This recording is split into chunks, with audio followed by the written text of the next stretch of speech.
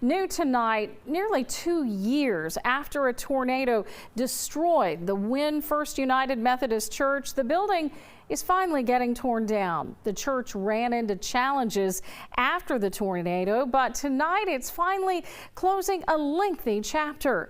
Alejandra Hernandez was in Wynne today when crews finally started tearing down the building. Well, it's been over 2 years since this building was destroyed by a tornado, and today church members finally got some closure as they watched the building get torn down. I caught up with a church member that I actually interviewed 2 years ago and got a sneak peek of what the future of the church will look like.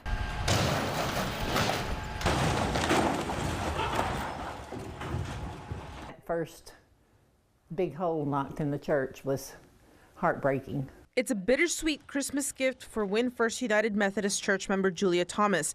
After seeing the church she's called home for decades finally getting torn down. The church is finally coming down 2 years after it was destroyed by a tornado. Thomas was at the Palm Sunday service 2 years ago. It just brightened my whole day to know that I was going to get to come to church this morning. 2 years later, emotions are still raw. Tears at first.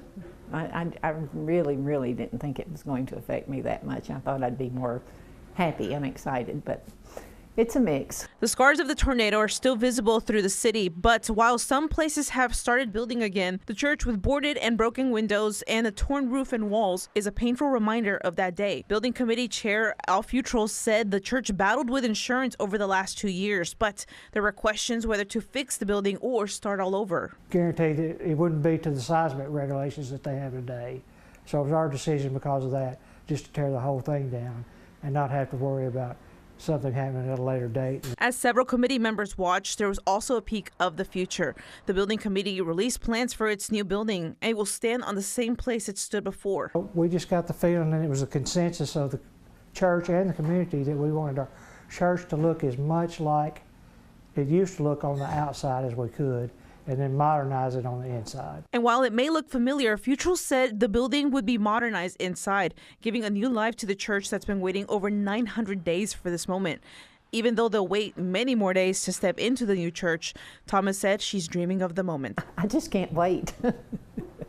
I hope we can get back to building our congregation and maybe having a choir again before I'm too old to sing a note.